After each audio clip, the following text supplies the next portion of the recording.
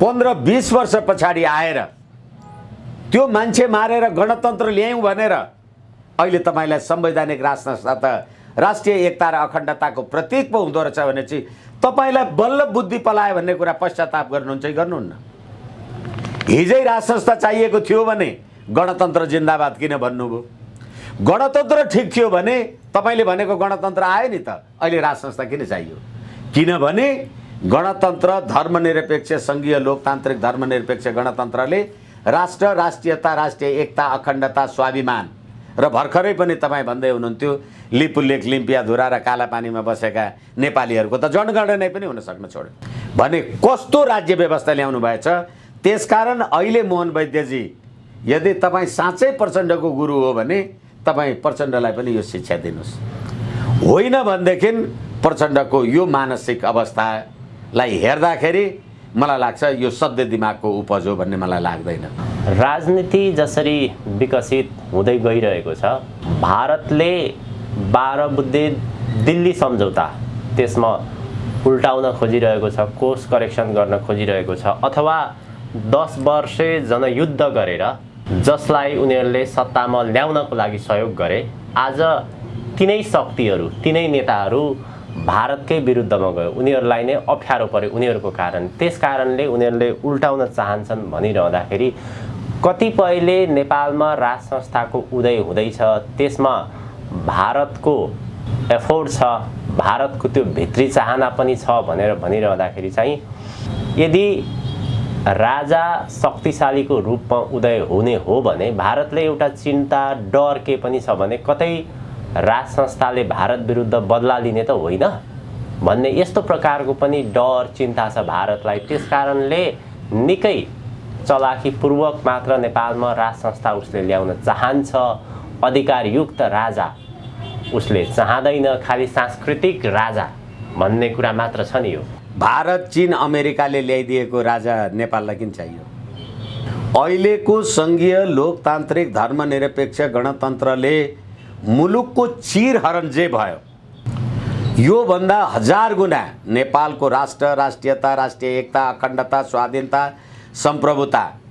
पछिल्लो उदाहरण त अस्ति भदौ 18 गतेको नेपाल सरकारको विज्ञप्ति हेर्नु भएन?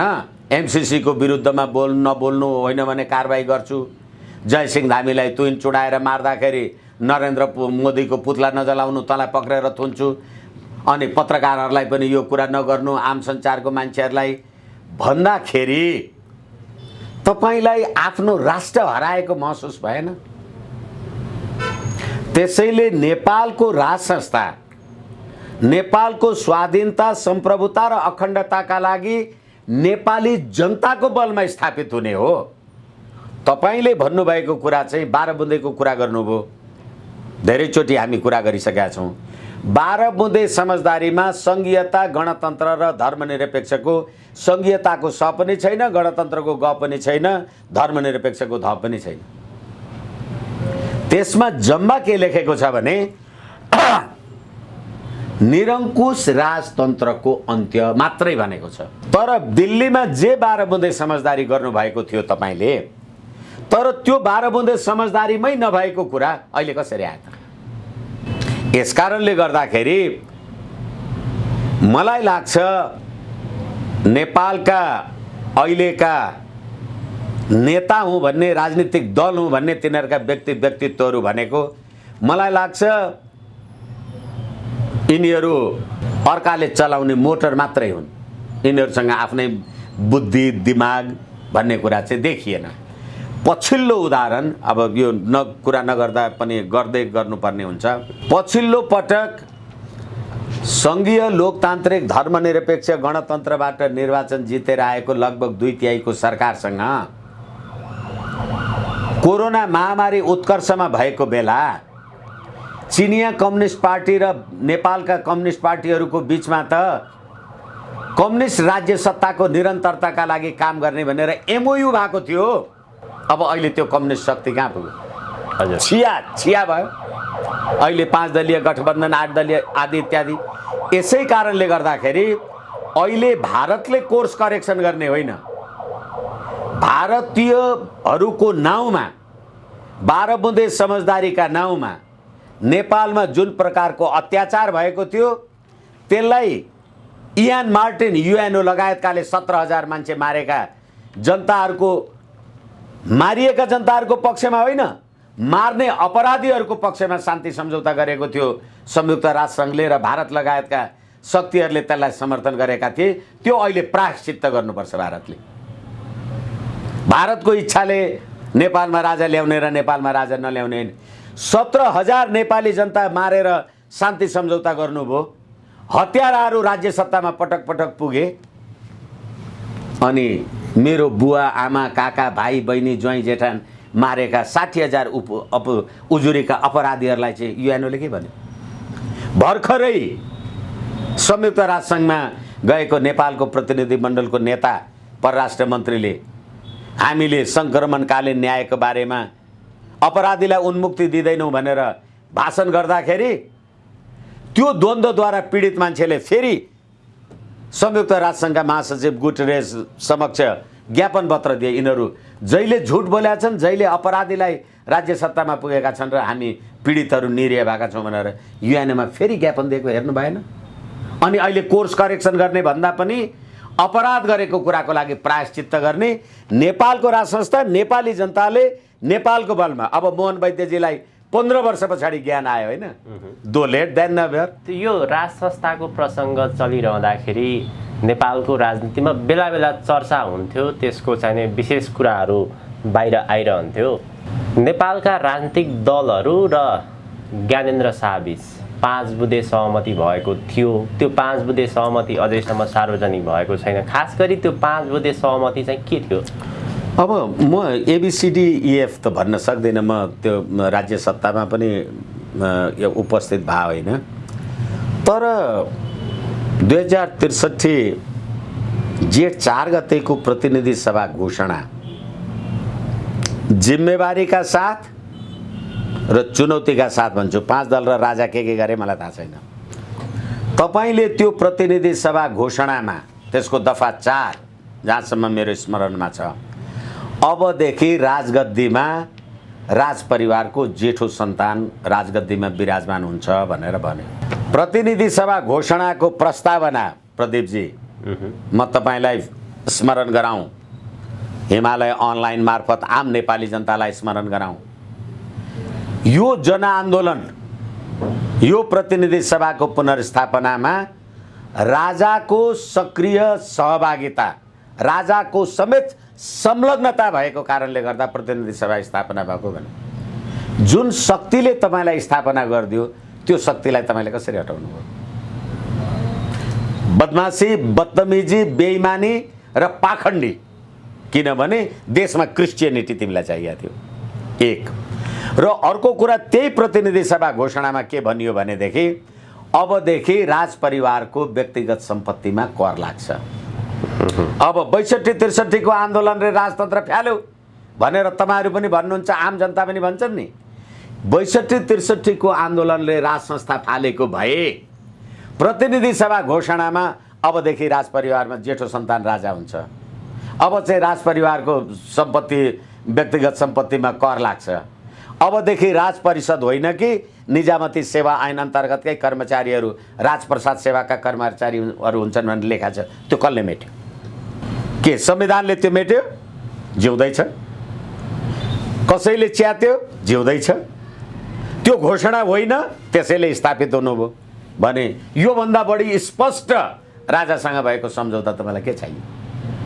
तर त्यसमा तपाईँले जुन प्रकारको धोकाधडी बेइमानी गर्नुभयो त्यो अपराधले गर्दाखेरि अहिले प्रचण्डजी म त पागल पो हुने हो कि, म त यो माओवादी नै पो डिजल्भ हुने हो कि, अनि त्यसै गरेर मोहन वैद्यजी पनि होइन संवैधानिक राज संस्था छ त 5 बुँदे समझदारी गरेको कुरा मोहन वैद्यजीलाई थाहा छैन? उहाँले भने हुन्छ नि।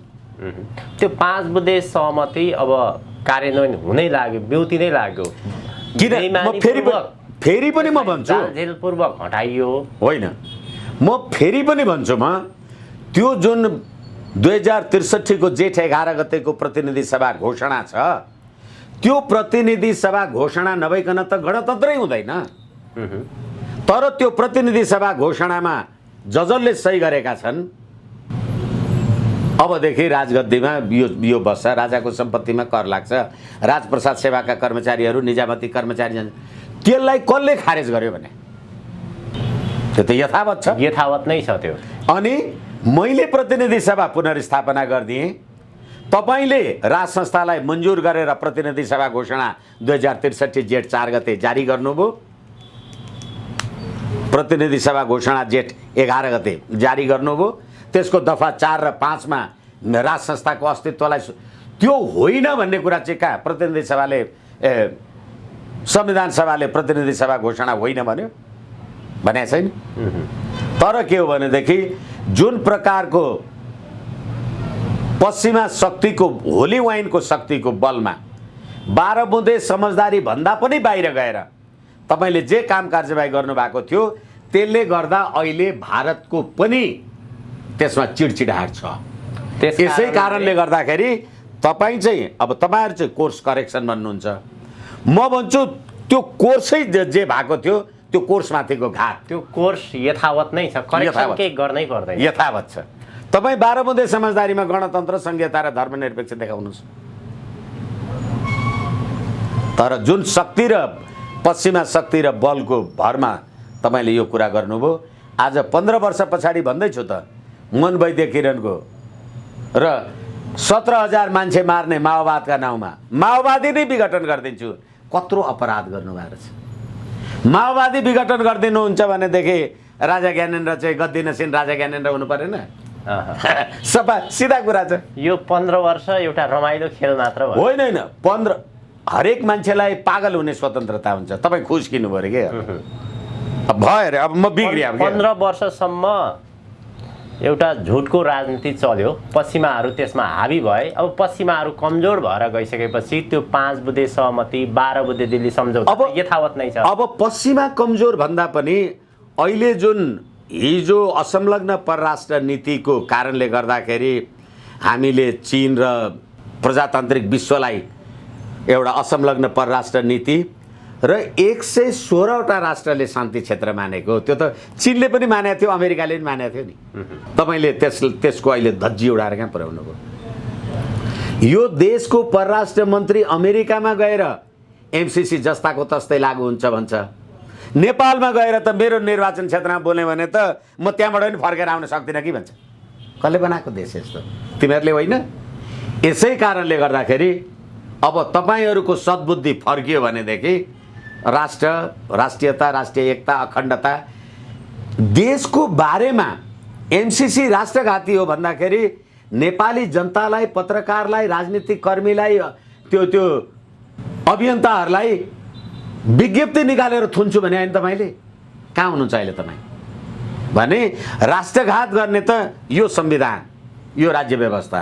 त्यसैले अहिले कोर्स करेक्सन होइन कि तपाईँहरूको बुद्धि फिर्कियो भने भगवान्ले तिमीहरूलाई आशीर्वाद दिएछन्।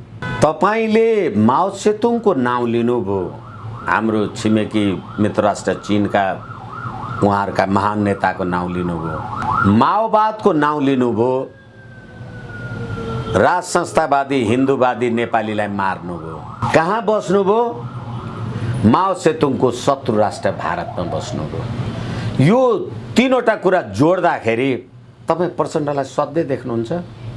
तपाईँले संसद भनेको खसीको टाउको राखेर कुकुरको मासु बेच्ने थलो हो भन्ने साम्यवादी सिद्धान्त र सन् 1950 को नेपाल भारत सन्धि, त्यो राष्ट्रघाती सन्धि हो, त्यसको अन्त्य गर्नुपर्छ भनेर 40 बुँदे ज्ञापन तत्कालीन प्रधानमन्त्री शेरबहादुर देउवालाई बुझाएर प्रचण्ड, बाबुराम र मोहन वैद्य, रामबहादुर थापा बादल जङ्गल गएका होइनन्। अनि तपाईँ प्रचण्ड प्रधानमन्त्री हुनुभयो त 1950 को सन्धि किन रद्द गर्नु भएन? अझै तपाईँले त्यतिखेर तपाईँको टाउको काटेर झोलामा ल्याउँदाखेरि झोलाभरि नोट हालेर पठाउने मान्छेसँग तपाईँ 5 दलीय गठबन्धन गर्दै हुनुहुन्छ र तपाईँले जुन संविधान मैले बनाएर उत्कृष्ट भन्नुभएको थियो त्यो संसदीय संविधान थियो कि त्यो सर्वहाराको अधिनायकवादको संविधान थियो? तपाईँले प्रतिनिधि सभा पटक पटक विघटन हुँदा हामीले प्रजातन्त्रको पक्षमा, लोकतन्त्रको पक्षमा यत्रो काम कार्यवाही गऱ्यौँ। हामीलाई प्रजातान्त्रिक सरकारले हेरेन भनेर भन्नुभयो। तपाईँले चिनको माओ त्से-तुङले अथवा चिनिया सी जिनपिङले त हामीलाई हेर्नु भएन भन्नु भएन। तपाईँ आफ्नै यो यति चरित्रलाई लिँदाखेरि र तपाईँ आफै नै हो तत्कालीन राजा ज्ञानेन्द्रले कुरा गर्नका लागि तपाईँहरूलाई वार्ता गर्न पठाउँदा नोकरसँग होइन मालिकसँग वार्ता गर्छु भनेर भन्ने मान्छे त्यतिखेर मालिक नारायण एटीमा बस्थ्यो। तपाईँ नै होइन माधव नेपाल प्रधानमन्त्री हुँदा तपाईँले आन्दोलन गर्दा यो सरकारको मालिक दिल्लीमा बस्छ, म योसँग कुरा गर्दिनँ, म यसको मालिकसँग कुरा गर्छु भन्दा अहिले कोसँग बस्नु भएको छ? यो सबै कुरालाई हेर्दा तपाईँले प्रचण्डजीको मानसिक, राजनीतिक र कूटनीतिक मानसिक अवस्था ठिक देख्नुहुन्छ? सधैँ देख्नुहुन्छ? सधैँ लाग्छ तपाईँलाई कि मोहन वैद्यजीले प्रचण्डलाई गुरु हुनुहुँदो रहेछ भने यस्तो बुद्धि दिँदाखेरि मोहन वैद्यजीको आफ्नै बुद्धिको हिसाब के हो? होइन भने तपाईँहरूको नेतृत्वमा 17,000 मान्छे मारेका सत्य निरूपण तथा मेलमिलाप आयोगमा त मारिएका मान्छेका आफन्तहरू अहिले पनि रोइराखेका छन् नि। तपाईँलाई ती 17,000 मान्छे मारेको 15-20 वर्ष पछाडि आएर त्यो मान्छे मारेर गणतन्त्र ल्यायौँ भनेर अहिले तपाईँलाई संवैधानिक राष्ट्रिय एकता र अखण्डताको प्रतीक पो हुँदो रहेछ भने चाहिँ तपाईँलाई बल्ल बुद्धि पलायो भन्ने कुरा पश्चाताप गर्नुहुन्छ कि गर्नुहुन्न? हिजै राज संस्था चाहिएको थियो भने गणतन्त्र जिन्दाबाद किन भन्नुभयो?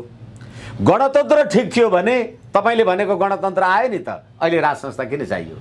किनभने गणतन्त्र धर्मनिरपेक्ष सङ्घीय लोकतान्त्रिक धर्मनिरपेक्ष गणतन्त्रले राष्ट्र, राष्ट्रियता, राष्ट्रिय एकता, अखण्डता, स्वाभिमान र भर्खरै पनि तपाईँ भन्दै हुनुहुन्थ्यो लिपुलेख, लिम्पियाधुरा र कालापानीमा बसेका नेपालीहरूको त जनगणना पनि हुन सक्न छोड्यो भने कस्तो राज्य व्यवस्था ल्याउनु भएछ। त्यसकारण अहिले मोहन वैद्यजी यदि तपाईँ साँच्चै प्रचण्डको गुरु हो भने तपाईँ प्रचण्डलाई पनि यो शिक्षा दिनुहोस्। होइन भनेदेखि प्रचण्डको यो मानसिक अवस्थालाई हेर्दाखेरि मलाई लाग्छ यो सधैँ दिमागको उपज हो भन्ने मलाई लाग्दैन।